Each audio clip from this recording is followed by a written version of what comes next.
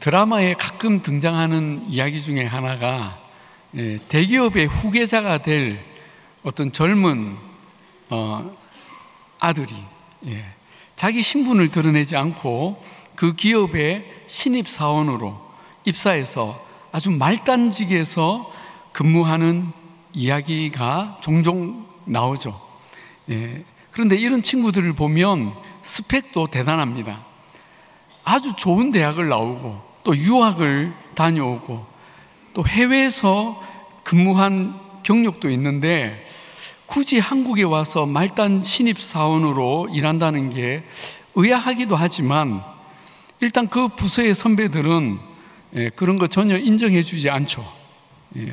그래봐야 넌 신입이고 난 하늘 같은 선배야. 이 직장에서 살아남으려면 내 말 잘 들어야 돼 하면서 이제 소위 갈구기 시작합니다. 온갖 잡다한 심부름부터 힘든 일을 다 시키고 아무리 잘하는 게 있어도 무시합니다. 오히려 빈정대거나 가르치려 하고 그리고 잘한 실적은 자기의 것으로 돌리는 야비한 짓도 서슴지 않습니다. 그리고 시간이 가면서 이 신입은 이 부서에, 아니 회사 전반에 뿌리 내린 부정과 불의의 관행들을 보게 됩니다. 그럴 때마다 신입은 회사의 그런 모습에 너무나 실망하지만 다른 신입들처럼 기가 죽거나 불평하거나 그 관행들에 타협하거나 또는 직장을 그만두겠다는 말을 하지 않습니다.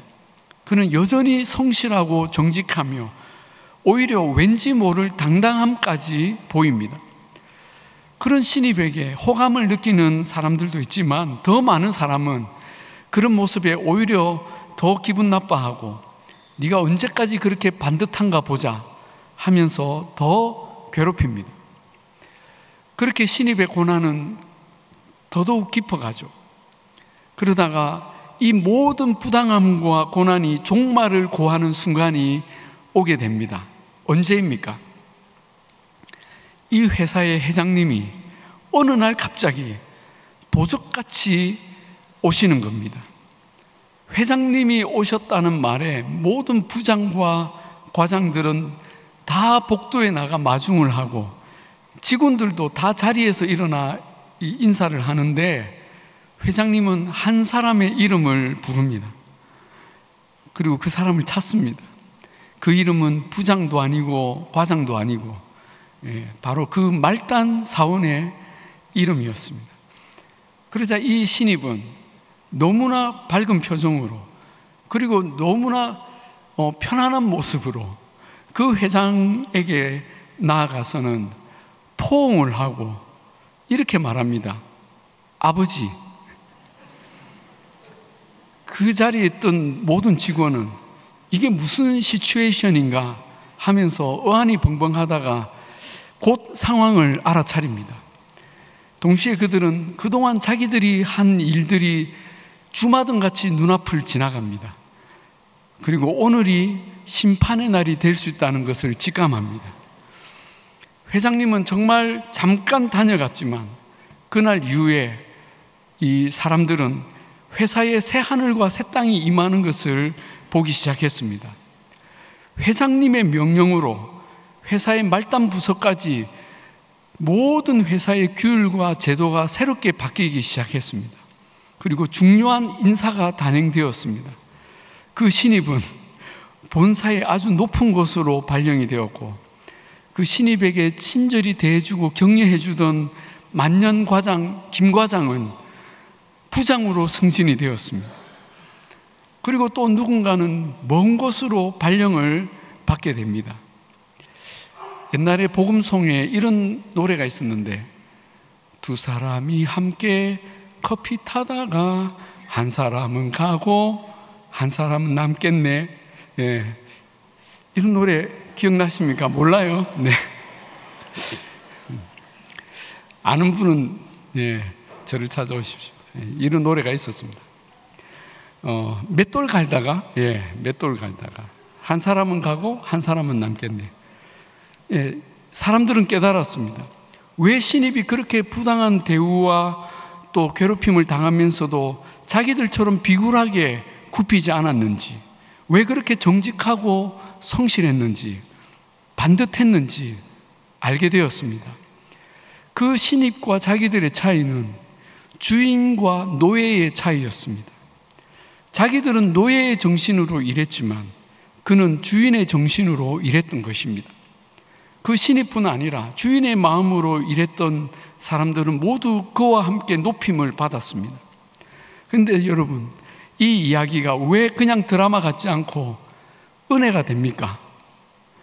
바로 저와 여러분, 우리 그리스도인들의 이야기와 닮았기 때문입니다. 우리는 장차 하나님의 나라를 기업으로 물려받을 하나님의 자녀들입니다. 아멘이십니까? 오늘 본문 앞장에서 하나님은 우리에게 썩지 않고 더럽지 않고 쇠하지 아니하는 유업을 있게 하시나니 곧 너희를 위하여 하늘에 간직하신 것이라 하셨습니다. 또 앞에 9절에서 우리의 정체성이 택하신 족속이요 왕같은 제사장이며 거룩한 나라요 하나님의 소유된 백성이라고 하셨습니다. 얼마나 놀라운 신분입니까? 하지만 여러분, 우리가 당면한 현실은 어떠합니까? 1절에서 흩어진 나그네라고 했고 11절에서 거류민과 나그네로 표현하고 있습니다. 우리는 이 땅의 낮은 곳에서 때때로 환영받지 못하는 불편한 존재, 사람들에게 괴롭힘을 받는 종으로 살기도 합니다.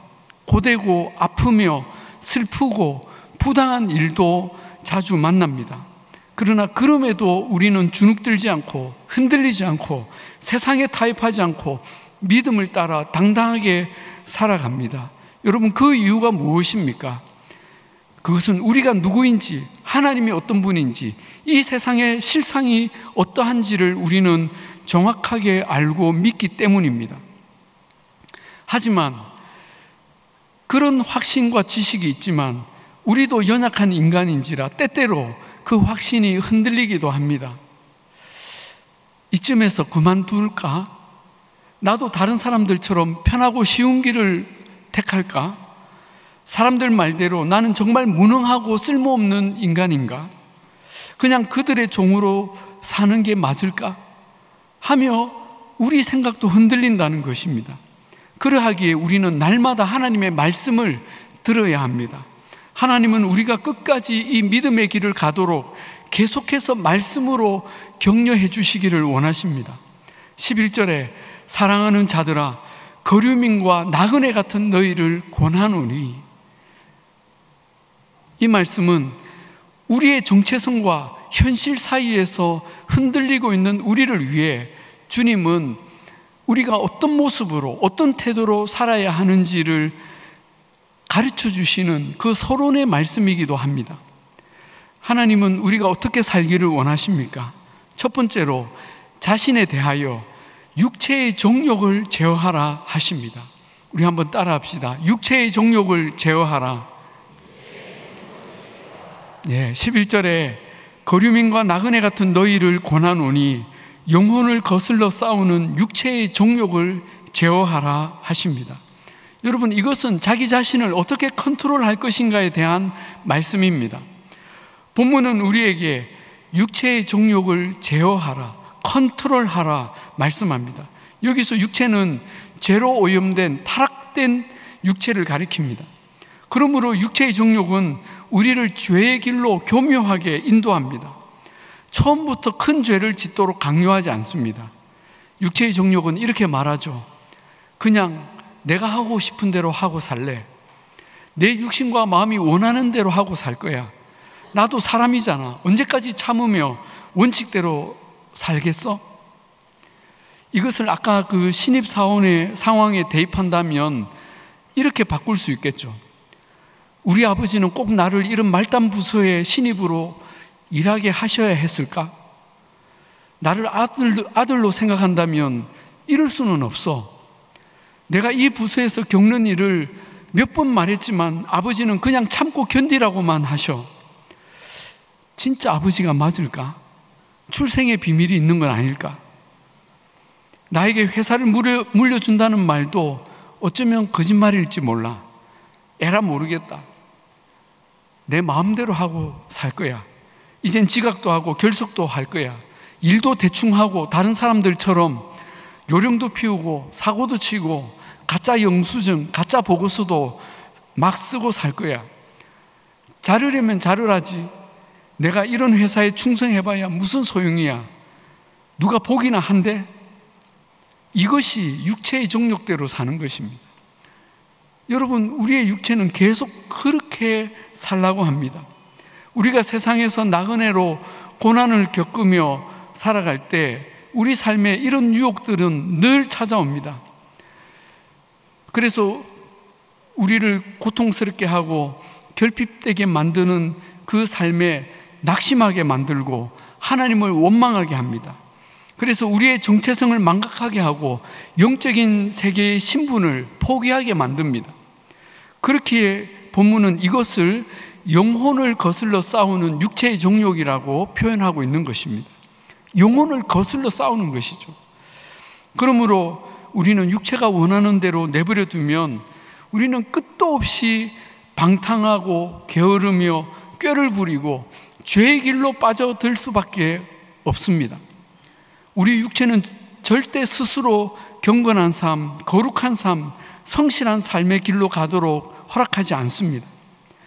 우리의 마음은 원하지만, 우리의 영은 원하지만 육신은 절대 우리가 말씀을 읽도록, 기도하도록, 말씀대로 순종하며 살도록 내버려 두지 않습니다. 대신에 게으름과 탐욕, 정욕과 방탕의 길로 우리를 끌고 갑니다. 이것이 육체의 정욕입니다. 그러므로 우리는 우리의 영혼을 거슬러 싸우는 이 육체의 정욕을 제어해야 합니다. 하지만 이것은 매우 힘겹고 어려운 싸움입니다. 바로 자기 자신과의 싸움이기 때문입니다.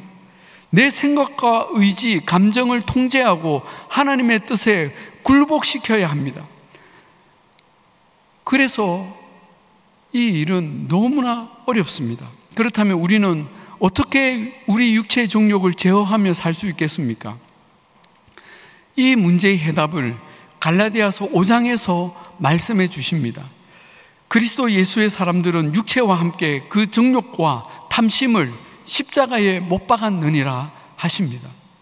여러분, 우리의 육체와 정욕과 탐심을 십자가에 못 박았다고 합니다. 어떻게 이것이 가능합니까? 바로 그 뒤에 중요한 단서가 나오죠. 만일 우리가 성령으로 살면 또한 성령으로 행하리라. 무슨 말입니까? 우리가 성령을 의지하고 그분으로 충만하여 살 때 그 성령께서 우리 안에 들어오시고 우리의 생각과 마음, 의지를 다스리셔서 육체의 정욕을 제어하게 이끄신다는 것입니다. 여러분, 성령은 영어로 홀리 스피릿 또는 더 스피릿이라고 합니다. 그런데 우리의 마음, 우리의 정신은 소문자 S를 써서 스피릿이라고 하죠. 그런데 우리의 그 스피릿에 성령 하나님, 더 스피릿이 임하시면 우리는 육체의 소욕을 이기는 능력을 얻게 된다는 것입니다.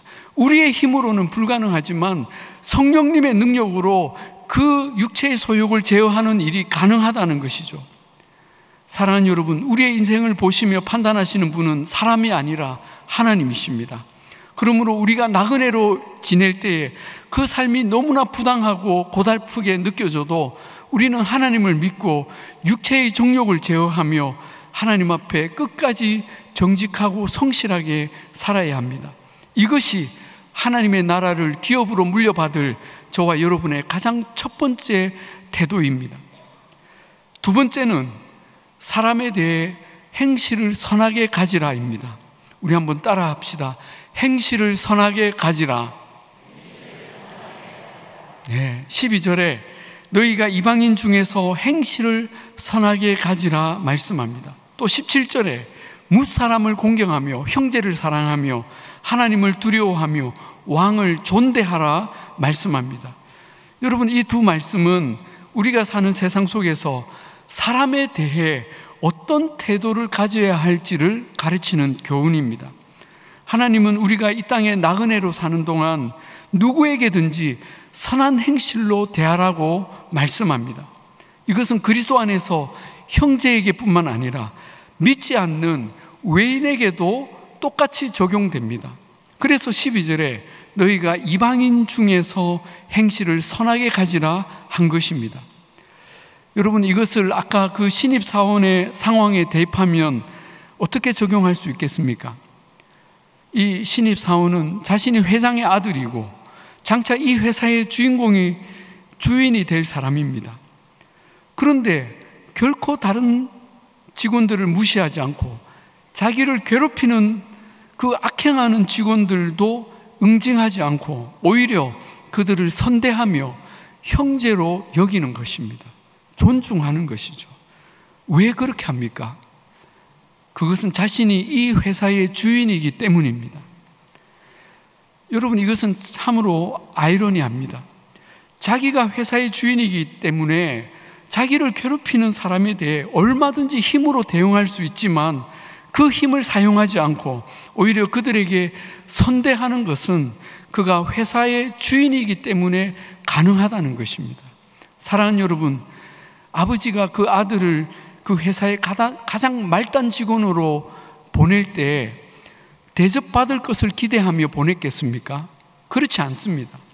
아버지는 자기 아들이 그 부서에 들어가서 말단 직원으로 일하며 어떤 대우를 받게 될지, 어떤 괴로움을 당할지 아마 예상했을 것입니다. 그러나 그러더라도 자기 아들이 당하는 일에 자기 힘을 쓰기를 원하지 않으셨을 겁니다.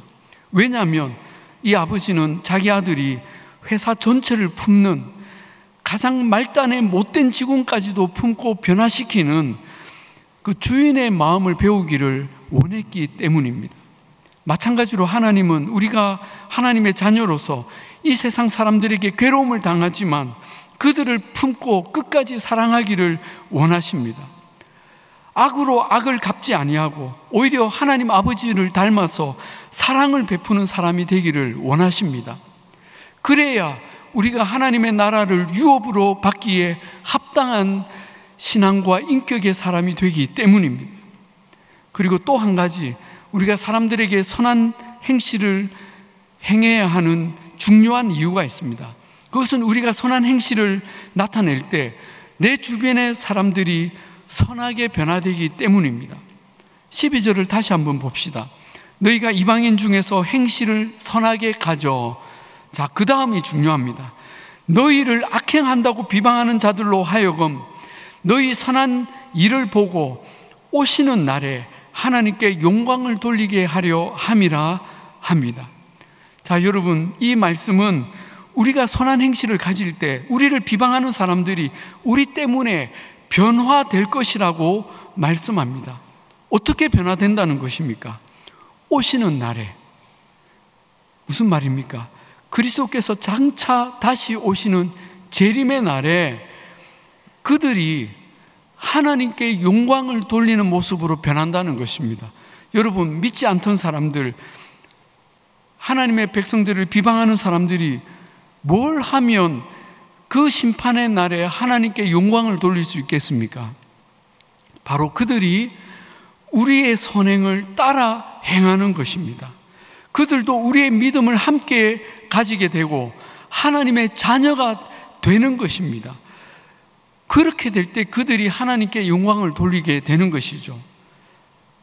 마치 회장 아들이 끝까지 선한 행실로 다른 직원들을 대했더니 처음에 그를 비난하고 악행을 일삼던 사람들이 차차 자기의 악행을 그치고 그 회장 아들처럼 정말 점점 정직하게 성실하게 그 삶의 태도가 바뀌어 간다는 것입니다.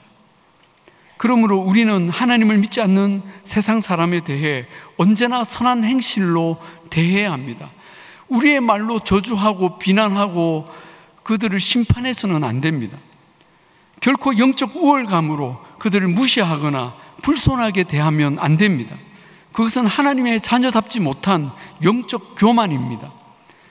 우리는 이 영적 교만을 버리고 선한 행실을 끝까지 나타낼 때 우리는 영적으로 성장하게 되며 그 사람들에게서 놀라운 변화와 성장의 열매를 보게 될 것입니다.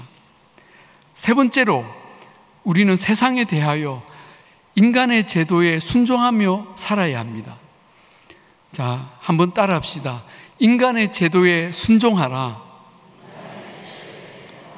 네, 13절 14절에 인간의 모든 제도를 주를 위하여 순종하되 혹은 위에 있는 왕이나 혹은 그가 보낸 총독에게 하라 말씀합니다.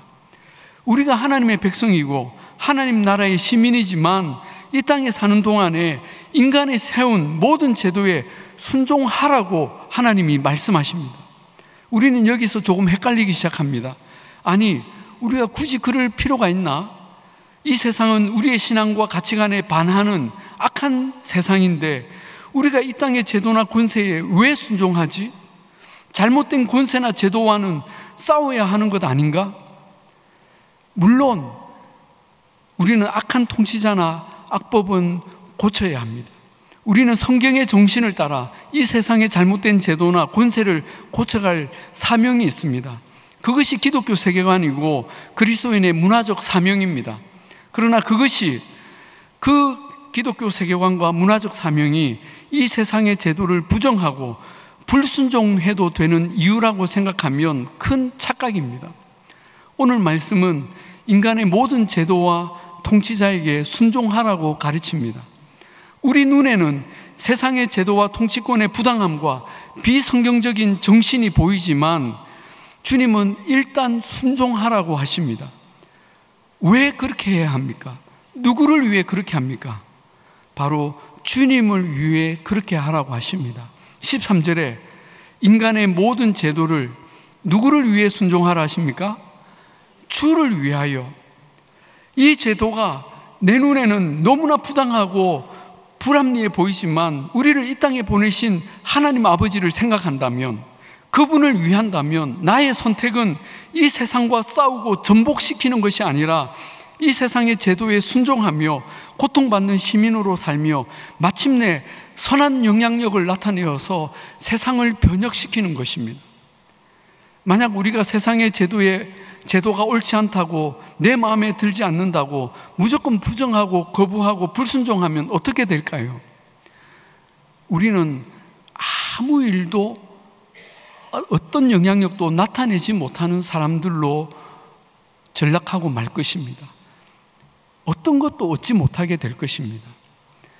우리의 목표는 세상을 정치적으로 변화시키는 것이 아니라 세상을 하나님의 나라로 바꾸는 것입니다.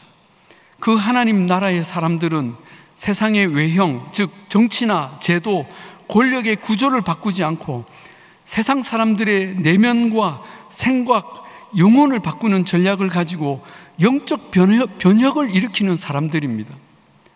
예수님도 이 땅에 오셨을 때 로마의 부당한 통치와 식민 지배의 그 잔혹한 상황을 보셨습니다. 또 예루살렘 성전의 지도자들이 얼마나 불의와 악행을 행하는지도 다 보셨습니다. 그러나 주님은 그 사회를 부정하시거나 정치적 전복을 꾀하시거나 그 종교 지도자들을 다 주님의 손으로 심판하지 않으셨습니다. 오히려 가이사의 것은 가이사에게 바치라고 하시며 당시의 법과 제도에 순종하기를 가르치셨습니다. 그렇게 하심으로 예수님을 고발하려는 자들의 모든 악한 계략을 따돌리셨습니다. 그러나 주님은 그들이 보지 못하는 더 엄청난 변혁을 진행하고 계셨습니다. 바로 온 세상 사람들의 마음에서 죄 사슬을 끊어버리는 구원의 역사를 성취하고 계셨던 것입니다. 예수님은 십자가의 구원으로 모든 사람의 마음에 로마 제국과는 비교할 수 없는 하나님 나라의 통치를 선포하셨습니다. 이제는 제사장을 통하지 않고 대제사장을 통하지 않고 하나님께로 직접 나아가는 새로운 성전을 세우고 계셨습니다. 여러분, 이것이 기독교의 변혁입니다. 그러므로 사랑하는 여러분, 우리는 세상의 모든 제도와 통치에 순종할 수 있습니다. 16절에 너희는 자유가 있으나 그 자유로 악을 가리는 데 쓰지 말고, 자기가 행하는 악을 변명하고 합리화시키는 데 쓰지 말고 오직 하나님의 종과 같이 행하라고 말씀합니다. 하나님을 위해 우리는 우리의 자유를 기꺼이 내려놓고 그 순종이 너무나 괴롭고 힘들지만 기꺼이 그 종의 길을 선택하는 것입니다. 단 그 제도가 또 통치가 너무나 악해서 견디기 어려우면 우리는 뭘 할 수 있습니까? 바로 기도할 수 있습니다. 기도로서 하나님께 우리의 모든 상황을 일러 바치는 것입니다. 아까 그 회장 아들 비유의 연속인데, 그 대기업의 상속자가 말단 사원으로 들어왔는데 그 회사의 모든 조직에 여러 가지 부정과 불의함과 그 비리를 보고 어떻게 해야 되겠습니까? 그날로 띠를 두르고 자기 상사랑 싸우며 너 내가 가만두지 않겠다고 그렇게 대듭니까? 그러면 실패하는 것입니다. 누구의 마음도 얻지 못합니다. 마음에 안 드는 사람 다 자르면 됩니까? 그것은 가장 하수의 리더십입니다. 그는 언젠가 이 회사의 최고 경영자가 되어서 모든 것을 변화시킬 날이 올 것입니다. 그때까지 이 신입사원은 견디며 자기를 준비시키고 사람들의 마음을 얻으며 나가야 하는데, 자기가 할 수 있는 놀라운 특권이 있습니다. 뭡니까? 수시로 자기 아버지 회장님과 만나서 얘기하는 것입니다. 그러면 그 아버지가 내 당장 그놈 가만두지 않겠다 그러진 않죠. 아버지는 가장 적절한 때에 가장 적절한 방법으로 조치를 확실하게 취하실 것입니다. 사랑하는 여러분, 우리도 하늘에 계신 회장님께서 우리가 기도하기를 원한다는 것을 믿으시기 바랍니다. 여러분, 이 놀라운 특권, 다를까봐 아끼시는 분이 많은 것 같은데, 여러분, 이 하나님과 대화할 수 있는 특권이 1년에 딱 2번만 쓸 수 있는 그런 특권입니까? 아니잖아요. 그렇다면 우리는 매일 하나님께 나와서 우리의 마음과 상황을 하나님께 올려드리며 기도해야 합니다. 그리고 내가 어떻게 행하면 좋을지, 어떻게 해야 이 세상을, 우리의 삶의 그 자리를 바꾸어갈 수 있을지 우리는 지혜를 얻게 되는 것입니다. 마지막으로 한 가지 말씀만 하고 이 말씀을 마치겠습니다. 우리는 이 땅에서 나그네로 살며 괴로움을 겪는 현실을 직면하지만 실제 우리의 신분은 하나님의 자녀, 하나님 나라의 상속자라고 했습니다. 이것을 이해하기 쉽도록 오늘 저는 여러분에게 그 회장의 아들의 예화를 비유로 들었습니다. 이 비유는 우리의 이해를 크게 도와줍니다. 그래서 우리가 겪는 어떤 고통도 의미가 있다는 것을 우리는 깨닫게 되고, 우리 삶은 언젠가 놀라운 반전과 승리로 결론이 날 것이라는 것을 확신하게 됩니다. 그런데 여러분, 우리는 이 회장의 아들보다 더 놀라운 반전의 주인공을 알고 있습니다. 그는 회장의 아들이 아니라 하나님의 아들이셨습니다. 그분은 회사의 말단 부서의 신입으로 온 정도가 아니라 이 세상의 가장 낮고 천한 곳에 어린 아기로 오셔서 무려 33년을 지내시며 우리가 겪는 모든 고통과 부당함을 다 겪으셨습니다. 그것도 자기 종인 제사장과 서기관, 바리새인들, 그리고 그 나라의 왕과 관리들에게 온갖 비난과 무시, 저주와 고통을 당하셨습니다. 그러나 그분은 그들에게 복수하지 않으시고 끝까지 참으시며 마침내 자기 생명까지 내어주었습니다. 왜 그렇게 하셨습니까? 하나님 아버지를 위해서 그렇게 하셨습니다. 그 아버지의 뜻을 이루기 위해서 그렇게 하셨습니다. 예수님은 주인이셨지만 하나님 아버지를 위해 기쁘게 종이 되는 순종을 하셨습니다. 그 순종 때문에 우리는 다 멸망의 길로 달려가던 죄인이었지만 이제는 그분의 사람이 되었고 하나님 나라의 백성이 되었고 그 나라의 유업을 잇는 하나님의 자녀가 되었습니다. 할렐루야. 그리고 하나님은 예수님을 지극히 높여 모든 무릎을 그 이름에 꿇게 하시고 모든 입으로 그분을 주라고 시인하게 하시며 하나님 아버지께 영광을 돌리게 하셨습니다. 사랑하는 여러분, 우리가 이 땅에서 여전히 부당함과 고통과 아픔, 슬픔을 경험하며 살지만 우리 주 예수님의 이 놀라운 섬김을 생각하며 그분의 참으심을 생각하며 오늘을 견디고 그분의 길을 따라가십시다. 우리가 선택한 이 길은 반드시 우리를 영광의 그 나라로 이끌어 주실 것입니다. 이 믿음과 확신을 가지고 오늘도 이 믿음의 길에서 승리하며 마침내 하나님의 그 나라를 유업으로 받는 복된 저와 여러분이 다 되시기를 우리 주님의 이름으로 축복합니다. 우리 함께 찬양하시겠습니다. 오늘 말씀 생각하시며 우리 찬양하실 텐데 그 자리에서 다 같이 일어나셔서 찬양하십시다.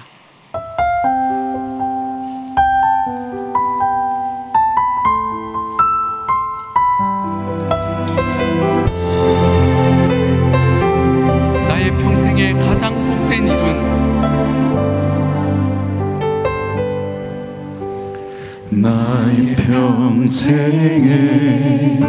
가장 복된 일은 내가 예수님을 만난 것이라. 나의 평생에 가장 잘한 일은 내가 예수님을 주로 섬긴 것이라. 이 세상 살 동안 내가 걷는 길이 때론 험하여서 넘어질 때도 주의 강한 손이 나를 붙드시니 나는 예수님만 주로 섬기며 살리. 나를 주를 섬기는 것에 나는 주를 섬기는 것에 후회가 없습니다. 내가 걸어온 모든 시간 다 주의 은혜니 내가 걸어갈 모든 날도 주만 섬기며 살리. 오직 예수의 이름 부르며 살아가리라. 나는 주를 섬기는 것에 나는 주를 섬기는 것에 후회가 없습니다. 내가 걸어온 모든 시간 다 주의 은혜니 내가 걸어갈 모든 날도 주만 섬기며 살리. 오직 예수의 이름 부르며 살아가리라. 이것이 나의 간증입니다. 이것이 나의 간증입니다.